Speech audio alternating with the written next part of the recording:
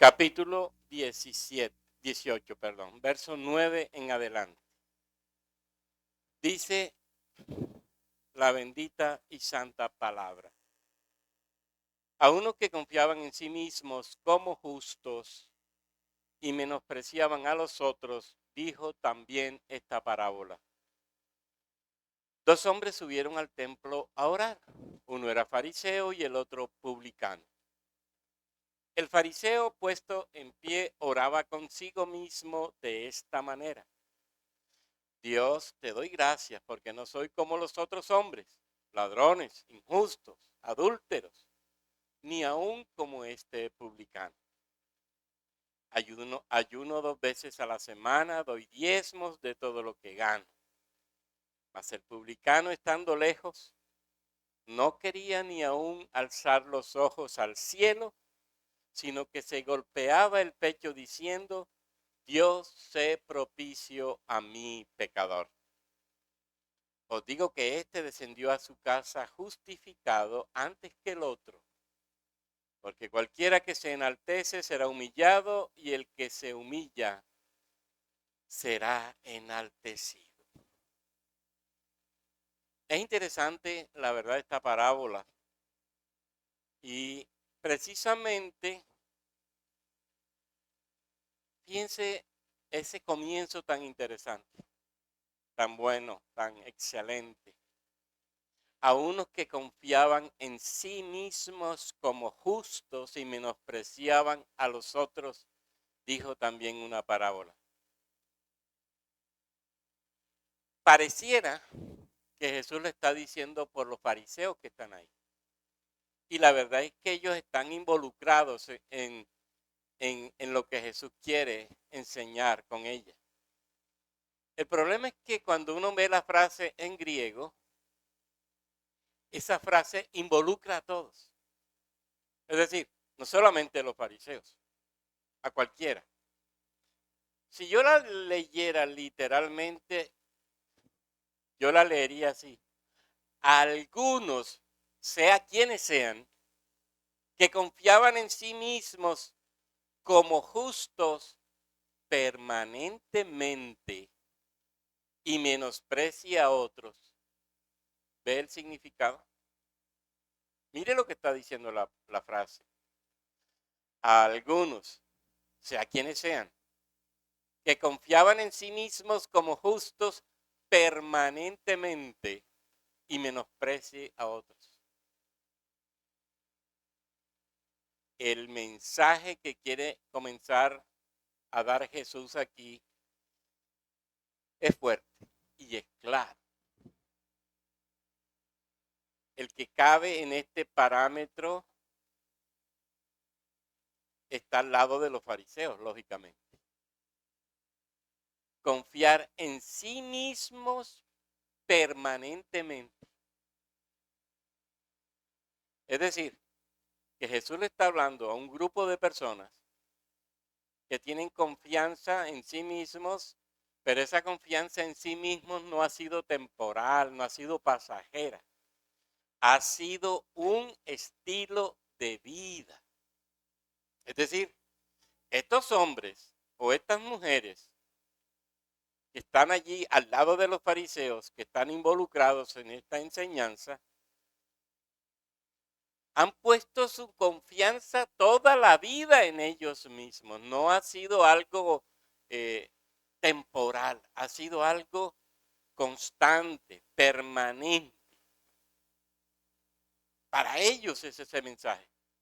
Y lógicamente para nosotros hoy. Porque también nosotros hoy podemos caer en ese mismo error. Confiar en nosotros mismos y asumir esa confianza en nosotros como estilo de vida. Y en ese sentido dejamos a Dios fuera de la ecuación de nuestro sistema de vida. Interesante entonces lo que el Señor quiere transmitir a todos y particularmente a los fariseos.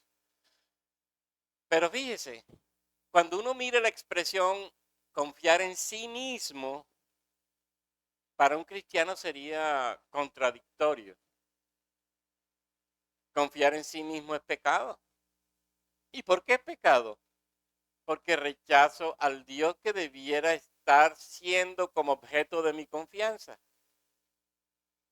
Sería rechazar la bondad, la providencia de Dios. Sería dejar de lado la gracia divina.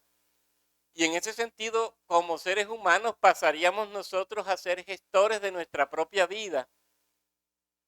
Dios pasaría a un segundo lugar. Nosotros gobernándonos a nosotros mismos, asumiendo todas las cosas por nosotros mismos, creyendo en nuestras capacidades, habilidades y sobre todo creyendo que somos salvos, pero Dios fuera. Dios fuera. Miren que este es un peligro grande. Confiar en nosotros mismos para salvación y confiar en nosotros mismos para vivir la vida. Un gran riesgo.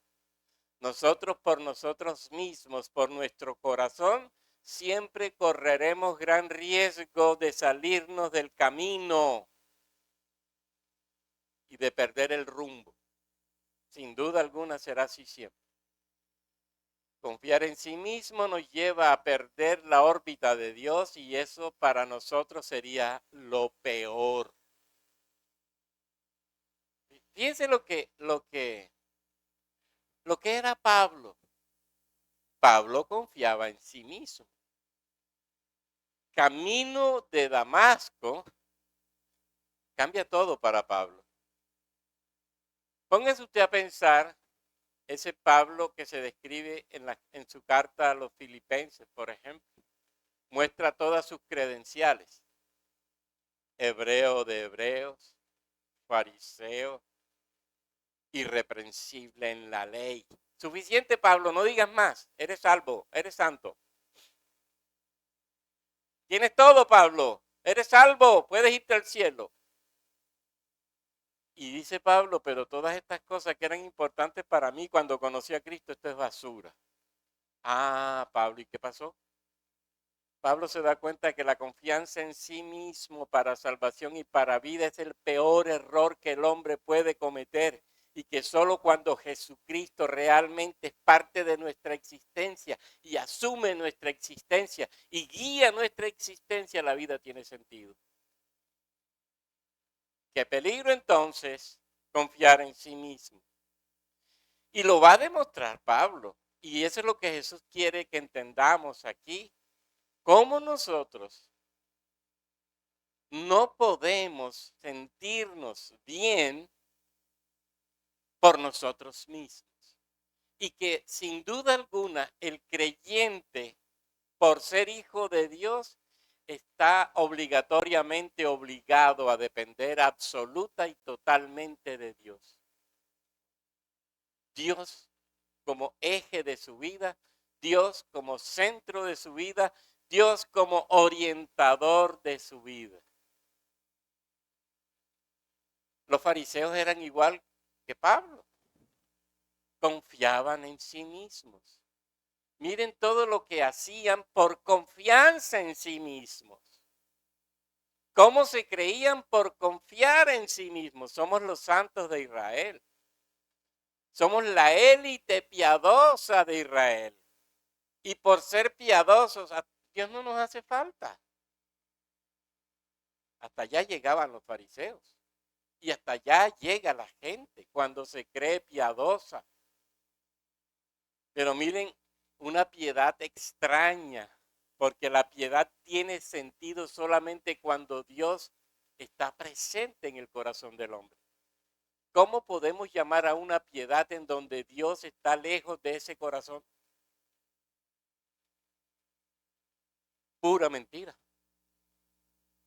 Una piedad falsa. Depender de mí mismo y no de la gracia. Depender de mí mismo y no de la providencia divina. Depender de mí mismo y no del poder misericordioso de Dios. Eso me genera muerte. Y entonces Jesús nos va a enseñar cómo ese confiar en sí mismo hasta nos lleva al orgullo y hasta nos lleva al rechazo de Dios mismo, pero también de los demás. Yo soy justo, no necesito a Dios. Yo no necesito a los demás. A nosotros nos puede pasar lo que contaba Isaías en el capítulo 65, verso 5. Estate en tu lugar, no te acerques a mí, porque yo soy más santo que tú. Mire lo que dice el profeta. Quédate allá, conmigo nada, yo soy más santo que tú. Qué confianza tan tremenda. Pero ¿qué le va a decir Dios? Son humo en mi furor, fuego que arde todo el día. ¿Autoconfianza para qué? ¿Creerme más que el otro para qué? ¿Soy yo acaso más santo que el otro? ¿Cómo mido eso? ¿Soy yo mejor que otro? ¿Cómo mido eso? Más aún, ¿soy tan bueno que no necesito a Dios? Eso es lo que nos dice también Isaías. No te acerques, tú no estás a mi nivel de santidad.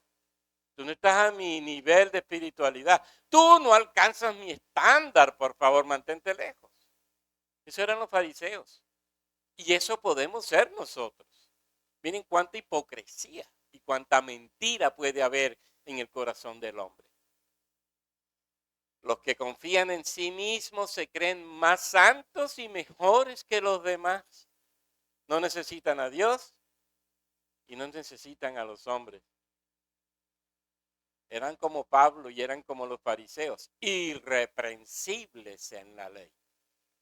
Obediencia a la ley, pero con un corazón lejos de Dios.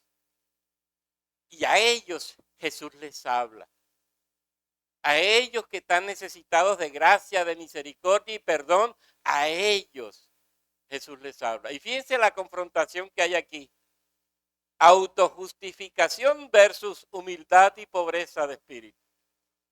Porque eso es lo que nos va a mostrar Jesús ahora aquí. Autojustificación, autoconfianza, pero enfrentada a la pobreza de espíritu y a la humildad. ¿Y cómo lo hace Jesús? Con una parábola. Dos hombres subieron al templo a orar. Uno era fariseo y el otro publicano. Dos hombres van al lugar de la oración y eso está perfecto. Acuérdense que la misma escritura dice que el templo es la casa de oración para todos los pueblos. ¿A dónde íbamos a orar? Al templo. Y aquí van dos hombres. Tienen el mismo deseo, orar. Lo raro aquí es que en uno era más común la oración que en el otro. Un fariseo iría al templo las 3 veces al día, mañana, tarde y noche. Un publicano en el templo. Bueno, vamos a dejarlo entrar porque el templo es la casa de Dios y no podemos sacarlo. Pero un publicano en la sinagoga, seguro que no entra. Seguro que no entra. No le está prohibido entrar a la sinagoga. Dos hombres con dos oraciones, con dos estilos de vida diferentes, con dos oficios diferentes, fariseo y publicano. Están en el sitio señalado para ellos en el templo. Están en el atrio de los judíos por ley, de los judíos conversos, de los judíos por naturaleza. Es decir, acuérdense que el templo estaba dividido. Primero yo llegaba al atrio de los gentiles, donde estaban todos y se congregaban todos los que no eran realmente judíos por tradición. Seguía subiendo en el templo y entraba al atrio de las mujeres. Allí ese era el lugar para la oración de las mujeres. Seguía subiendo, aparecía el atrio para los hombres judíos orar. Allí están estos dos, en ese sitio. Fariseo uno, publicano el otro. Cuando uno mira brevemente, voy a hablar de la historia de los fariseos, cuando ellos nacen, uno pudiera decir que eran los puritanos de su época, allá en tiempos de Antíoco Epifanes IV antes de Cristo.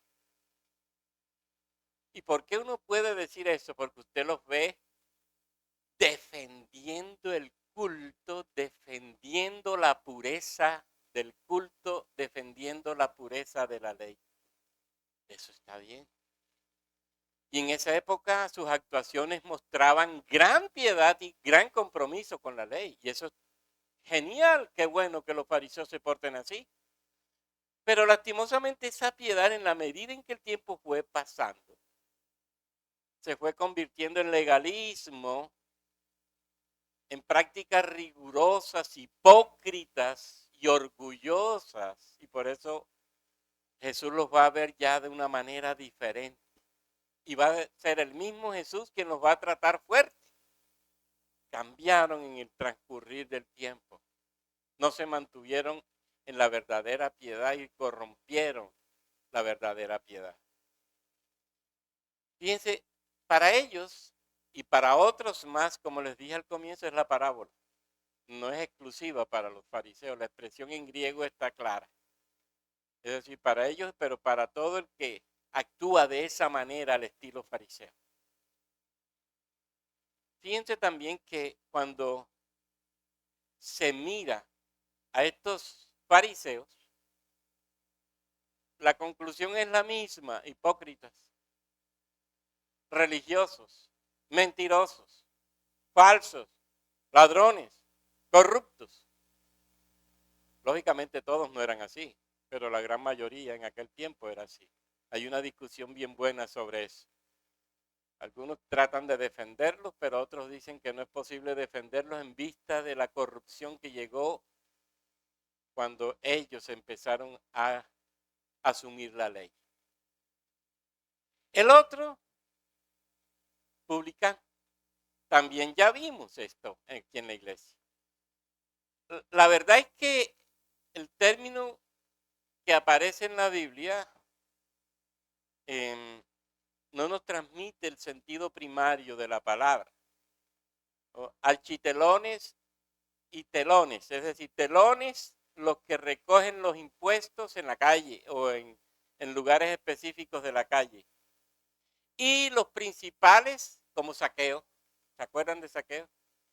Eran la autoridad en la región. ¿Quiénes eran los publicanos? Los que compraban en subasta la recolección de los impuestos para Roma. ¿Me explico? Ya esto lo he dicho aquí alguna vez. Roma subastaba los lugares donde se iban a recolectar los impuestos. Llamaban a los cabezas, que se llamaban precisamente así. Hombres dedicados a organizar la recolección de impuestos. Publicanos. Ganaba el que ofrecía más a Roma. Por ejemplo, en Roma decía: voy a subastar la región de Palestina en la época de Jesús. Un publicano decía: yo te voy a recolectar 50,000 sestercios. El otro decía: te doy 60,000 sestercios. El otro decía: te doy 70,000 sestercios. Bueno, ganaste tú. Me entregas 70,000 sestercios en los periodos que ellos definían. El publicano venía a Palestina, llamaba a Zaqueo y le decía: Zaqueo, necesito entregarle a Roma 70,000 sestercios por recolección de impuestos en este periodo. Claro. Ok, convenían. Zaqueo iba donde Mateo y los demás recolectores de impuestos: necesitamos recolectar para Roma 90,000 sestercios. Ya le iban quedando 30,000 a él en el bolsillo. Y Mateo, ni corto ni perezoso, iba a decir: claro, cómo no, yo te voy a recoger los 120,000 sestercios. Esa era la norma. Ese era el jueguito que tenían los publicanos, los architelones como Zaqueo y los telones como Mateo, es decir, los que recolectaban en el campo y los que administraban en la región. Ese era el juego. Bueno, ese era uno como Mateo, el que estaba ahí, un ladrón. Se le consideraba a él, eran judíos, ojo, por eso estaban en el templo, eran judíos. Los consideraban traidores al judaísmo, o al pueblo judío mejor. Los consideraban ladrones. Eran personas no bien vistas. En cambio, los fariseos eran vistos como la élite de la piedad. Hay historias bien interesantes, por cierto, sobre los fariseos. Hay una historia que yo leí y dice el autor judío que estaban diciendo un maestro judío a otro maestro judío. Si existieran 50 personas que entraran al cielo, mi hijo y yo estaríamos ahí. Y si existieran 30, mi hijo y yo estaríamos ahí. Y si existieran 20, mi hijo y yo estaríamos ahí. Y si existieran 10, mi hijo y yo estaríamos ahí. Y si existieran 5, mi hijo y yo estaríamos ahí. Y termina diciendo, y si existieran 2, serían mi hijo y yo los que entraríamos al cielo. Miren hasta dónde llegaban los fariseos. Considerarse tan piadosos que merecían el cielo por naturaleza. Y hay muchas historias sobre los fariseos y también muchos cuentos tristes sobre los publicanos como ladrones y como pecadores, como traidores de Roma. Así que uno, la élite piadosa, pero mal vista por Jesús, y el otro, la élite traidora de Israel, codicioso y corrupto.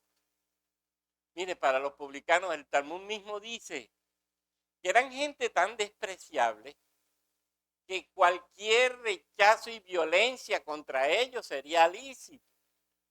Dice el mismo Talmud, despelléjenlos, y eso está bien porque se lo merecen.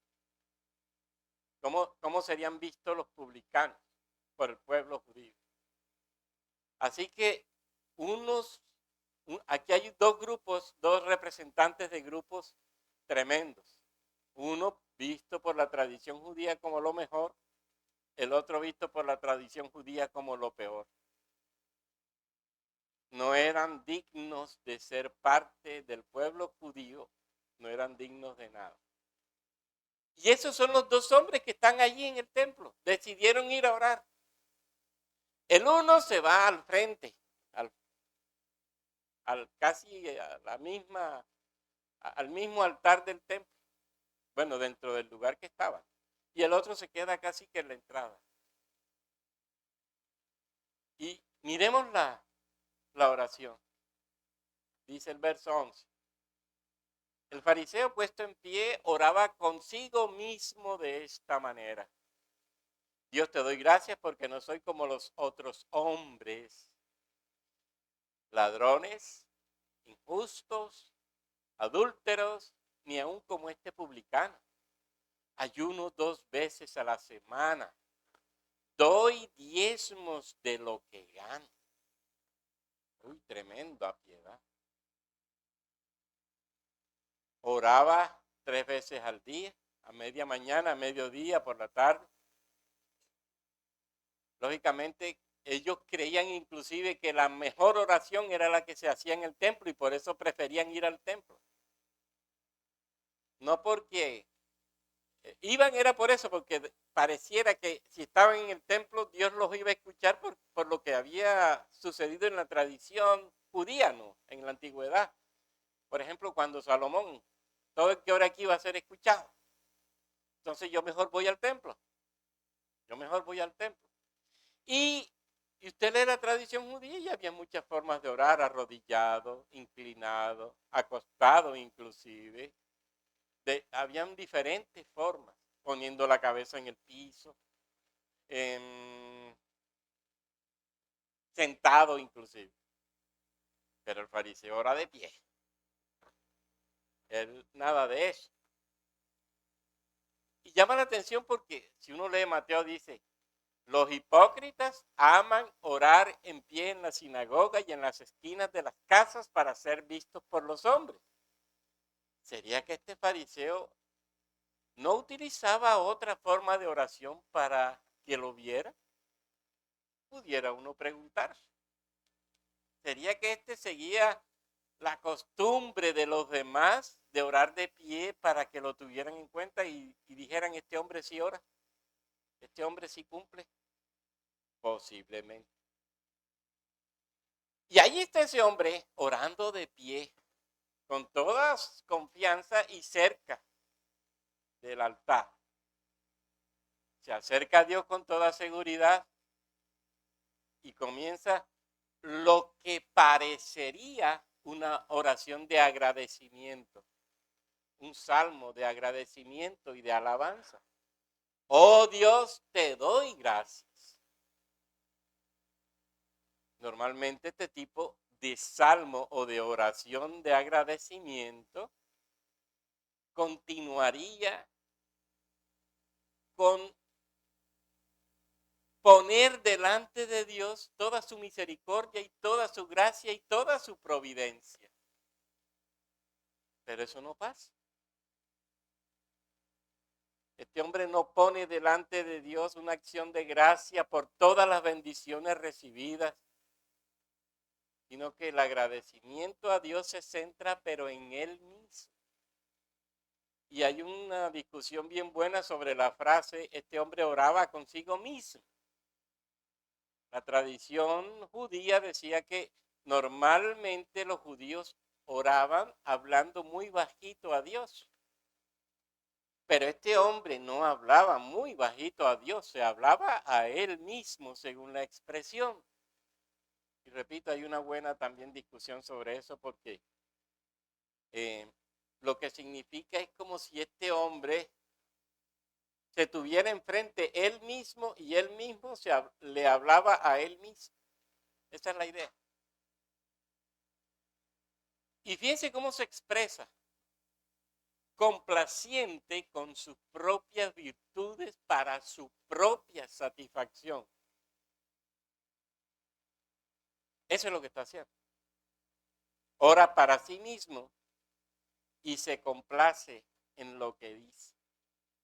El personaje central de la oración no era Dios, era él mismo. Lo que decía, lo decía para que Dios se lo reconociera. Oye, qué tremendo. Dios, mira todo lo que he hecho. Tienes que reconocer esto, Tienes que darme crédito, Dios. He hecho tantas cosas buenas, por favor, Dios, reconócelo. Este fariseo era tremendo, definitivamente. Mi voluntad, Señor, tienes que aceptarla y valorarla, ¿ok, Dios? Y se alegra por eso. Y lo peor, mira Dios, mira todo lo que ha hecho. Miren la arrogancia de ese corazón. Él mismo se coloca en un pedestal y desde allí no solamente ve a los demás, sino que está viendo a Dios, como si Dios tuviera que reconocerle todo porque Él se lo merece. Este hombre está poniendo también a Dios como un siervo, arrogante. No se comparó con la ley de Dios. No se mira en Dios. No ve la gracia de Dios, la misericordia de Dios, no ve nada. Él se está viendo a él mismo y él tiene la primacía sobre todo. Increíble. Ya lo dije, es que los demás no alcanzan su nivel y su gran nivel espiritual. No miró a Dios, estaba ciego para ver a Dios. Y fíjense de lo que se complace. de no haber caído en 3 pecados importantes. ¿Cuáles 3 pecados? El primero de ellos, el robo. Señor, yo no soy ladrón. El pillaje. No soy ladrón. Es decir, nunca le he quitado nada a nadie. Miren la primera gran mentira. Y claro que eran ladrones. ¿A quiénes les robaban? A las viudas. Las viudas eran las primeras pobres mujeres robadas por los fariseos. Los fariseos también actuaban como abogados. Y una de las trampas que hacían de ellos era precisamente acomodar todo para quedarse con bienes de la viuda. Pero yo no he robado, Señor. Señor, yo soy bueno, no he robado. En segundo lugar, la injusticia. Señor, no soy injusto. En términos simples, yo vivo en la rectitud de la ley. La rectitud de la ley. Cuando ya uno los ve de cerca, ¿qué es lo que hace? Acomodar la ley para beneficio propio y violentan de esa manera la ley. Segundo pecado. Tercer pecado, no soy adúltero. Adulterio. Es decir, no he fallado en fidelidad a mi esposa. Le he sido leal en todo. No hay pecado escandaloso en mí, Señor. No admite pecado. No pide misericordia. No clama por compasión a Dios. Este hombre realmente, según lo que dice, era bueno. Algunos teólogos dicen que estos pecados compendiaban o eran signo de no pecar en nada. Es decir, lo que está diciendo este hombre es: yo no he pecado, nunca he pecado, de ninguna forma, de ninguna clase. Pero póngase a ver la hipocresía y el orgullo. No está despreciando al prójimo ahí mismo. No, mira, no soy ni como ese publicano. Es decir, es una oración paradójica. No soy, pero sí soy. No soy, pero sí soy. Y el recaudador de impuestos es considerado un parásito de la sociedad, un ladrón, un traidor por trabajar para Roma. Él da gracias a Dios por sus virtudes, no por las misericordias de Dios para con él. Eso es claro. Y miren que también agradece a Dios por ser cumplidor de los deberes religiosos. Ayuno 2 veces a la semana. Dicen que lunes y jueves. Y dice los judíos que ese día lunes y ese día jueves eran los días de la abundante comida. Porque esos eran los días en donde había mercado y ese día la comida abundaba. Miren lo estratégico que era. El día en que más comida hay, ese día yo me pinto la cara, me vuelvo pálido y le demuestro a la gente que ayudo. Miren hasta dónde llegan de aparecer en la sociedad judía como los grandes espirituales. Ayunamos cuando más comida hay. Sin vergüenza. Juntaban polvos especiales para aparecer más pálidos, dice la tradición también. Y salían a la calle para que los vieran en público. En términos simples, el ayuno tenía una función de propaganda de la propia santidad de ellos. Ellos mismos hacían propaganda en cuanto a su santidad. Definitivamente. Y otro aspecto, agradece por ser cumplidor con las leyes de los diezmos. Diezmaba de todo, hasta de lo que no estaba incluido en los diezmos. Porque lo que algunos dicen, y es así, porque el Talmud no lo incluye, pero no estaba realmente definido antes en la ley, el hecho de diezmar por la menta, por la ruda, por las hortalizas, por eso no se diezmaba. Pero estos crean el diezmo por eso y por eso diezmo. Es decir, es un agregado de ellos para que la gente vea que ellos están teniendo en cuenta lo mínimo cuando se trata de diezmo. Miren hasta dónde quieren mostrarse ellos como cumplidores de la ley. Te doy gracias, Señor, porque soy una persona estupenda, espiritualmente bien estoy, justo y santo soy, Señor. El pronombre personal yo sobresale aquí. Si yo leyera el texto, Dios, yo te doy gracias, porque yo no soy como los otros hombres, ladrones, injustos, adúlteros. Yo no soy ni aún como este publicano. Yo ayuno 2 veces a la semana. Yo doy diezmos de todo lo que gano. Yo.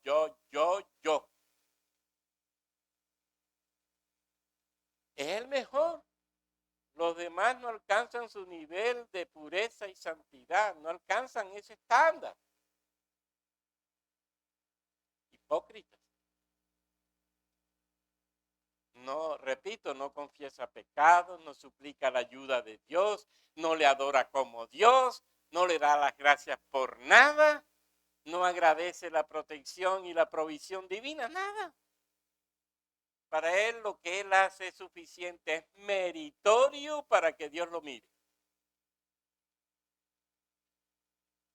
Para que Dios lo mire, eso es suficiente.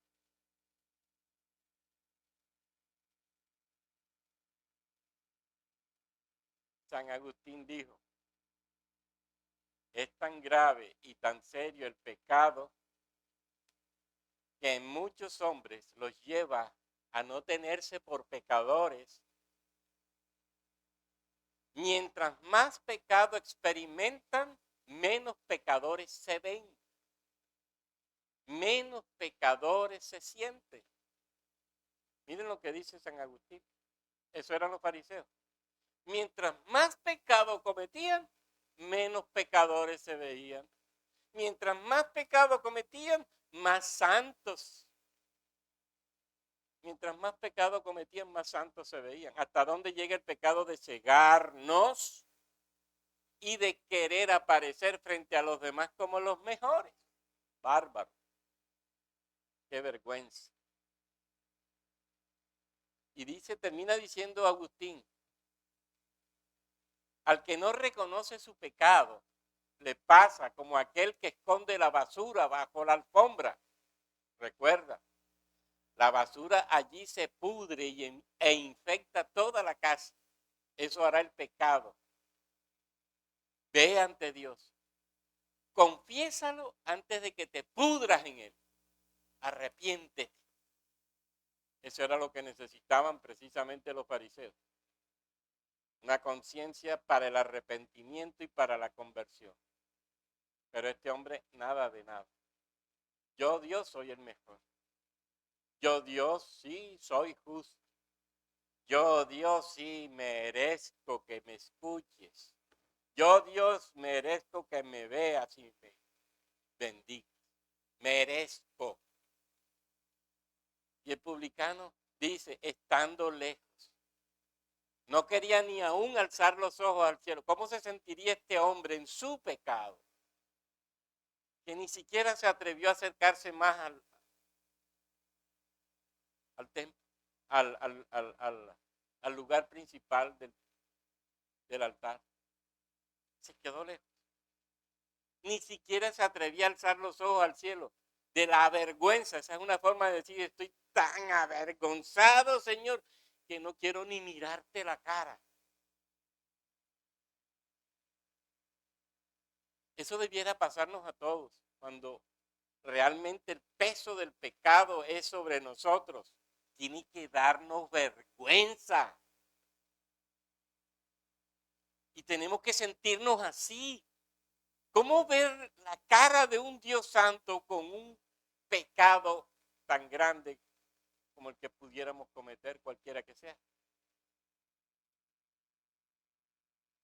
No te quiero ver, Señor. Siento vergüenza verte, Padre. Soy pecador. Santo eres tú, santo eres tú, santo eres tú. ¿Se acuerdan de Isaías? Lo mal que se sintió Isaías luego de enfrentar al Dios santo, santo, santo. Este hombre, Señor, mis ojos te han visto. Un hombre de labios impuros. Con eso estaba diciendo un pecador exagerado como yo. Bueno, este hombre está así. Busca al Señor de una manera propicia, como era. Habla a Dios de modo claro. Al final, Dios se propicio a mi pecador. Esto es señal de dolor y de reconocimiento de ser pecador o golpearse el muslo. ¿Qué está diciendo? Soy pecador, Señor, soy pecador, Señor, soy pecador, Señor, soy pecador, perdón, perdón, perdón. Misericordia, misericordia, misericordia. Eso es conciencia de pecado. Eso es conciencia de la santidad de Dios. Eso es conciencia de cristianismo verdadero. Darse cuenta cuán mal se está y cuánto se necesita a Dios para perfeccionarnos en la vida.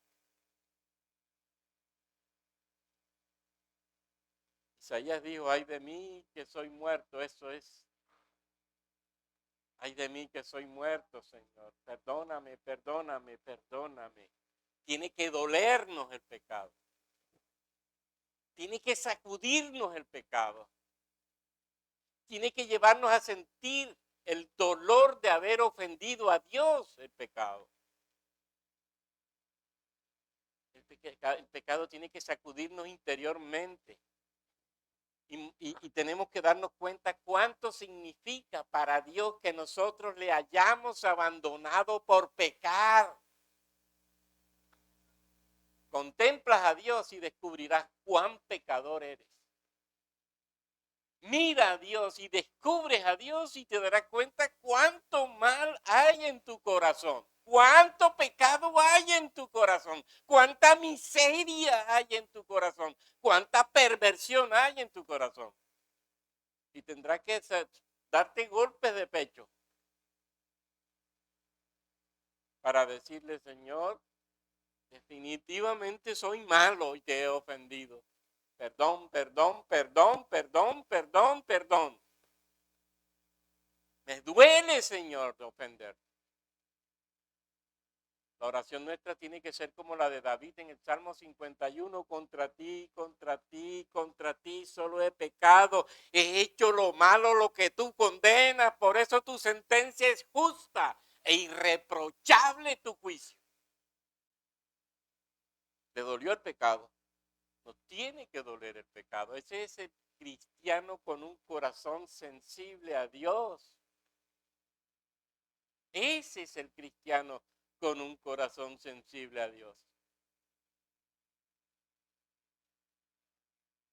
Se conmueve, se sacude por el pecado mismo que le hace ver cuán lejos ha estado de Dios, cuánto ha ofendido a Dios y cuánto le ha dolido ofender a Dios.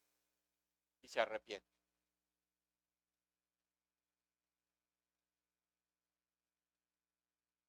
De nuevo este hombre se vio delante de Dios, vio a Dios y dijo, ay, pobre de mí, que soy un pecador. ¿Y qué tengo que hacer? Misericordia, como los sacerdotes del Antiguo Testamento. Misericordia, Dios mío, misericordia. Misericordia, Dios mío, misericordia. Misericordia, Dios mío, misericordia.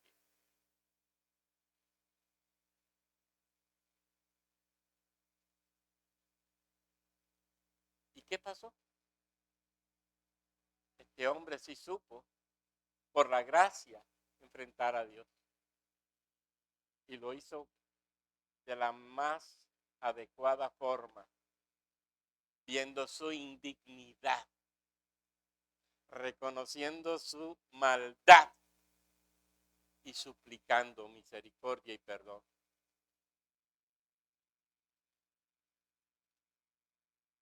¿Cuál es la declaración final? Este descendió a su casa justificado antes que el otro.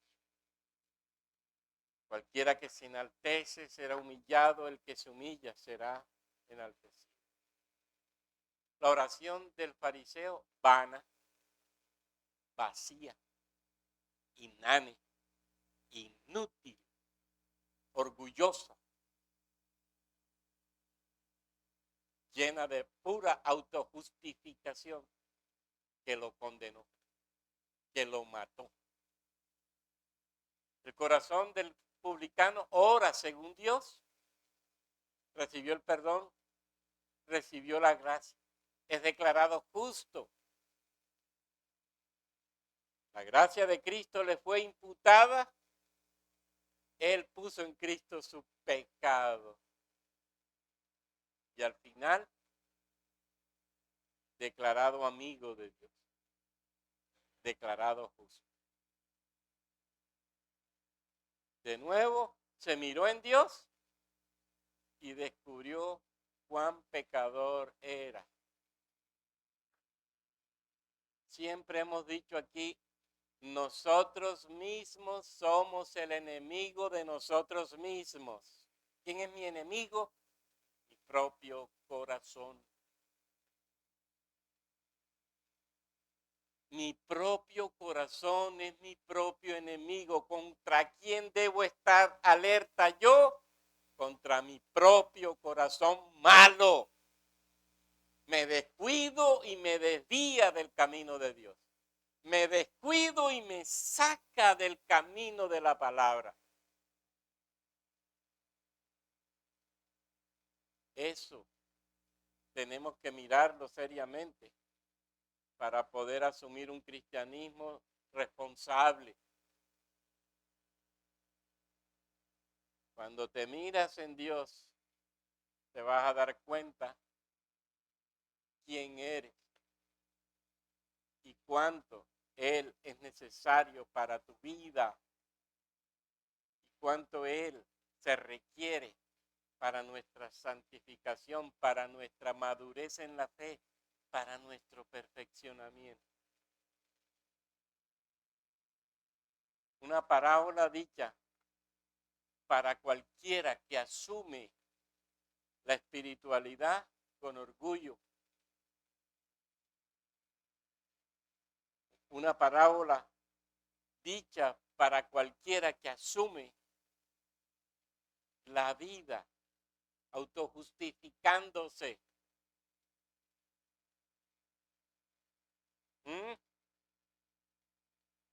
¿No es esto serio para nosotros? ¿Qué le voy a decir a Dios si no lo que soy realmente?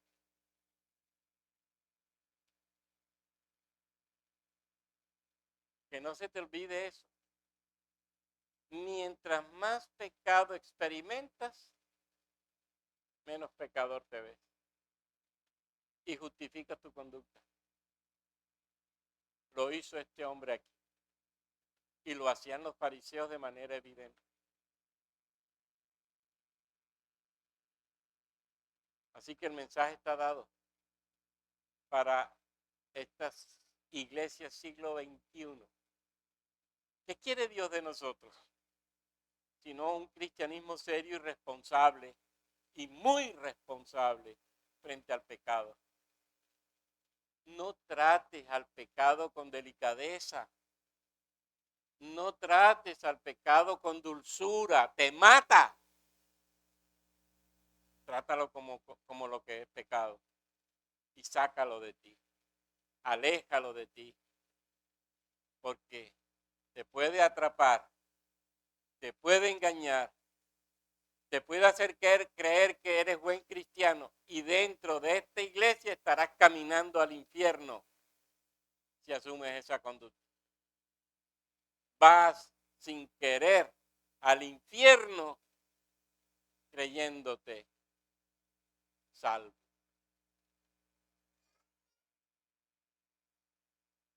Solo un corazón regenerado, solo un corazón cambiado por Cristo es un corazón sensible al pecado y luchará contra el pecado. Lo demás es mentira.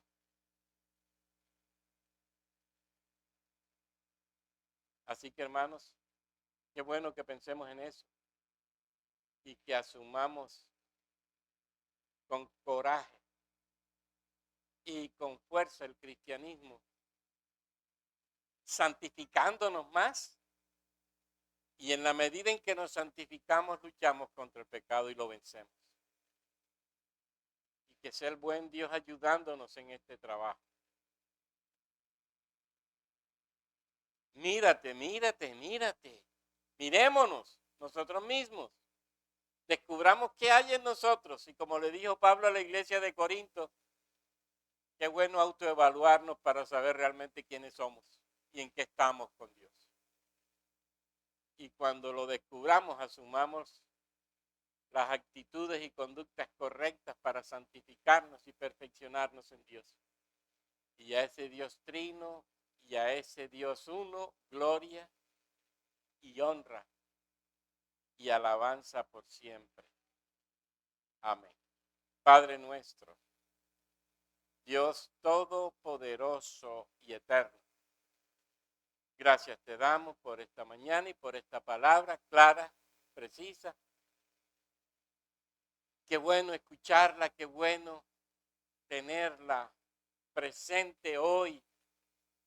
Ha tocado nuestro corazón y nos llama a la santificación, a la obediencia, al arrepentimiento, a dejar el pecado y a seguir el camino de la vida y de la vida abundante en Cristo.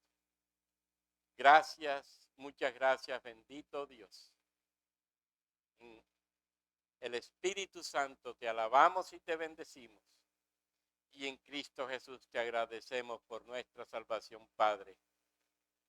Amén. Hermanos, vamos a cantar finalmente.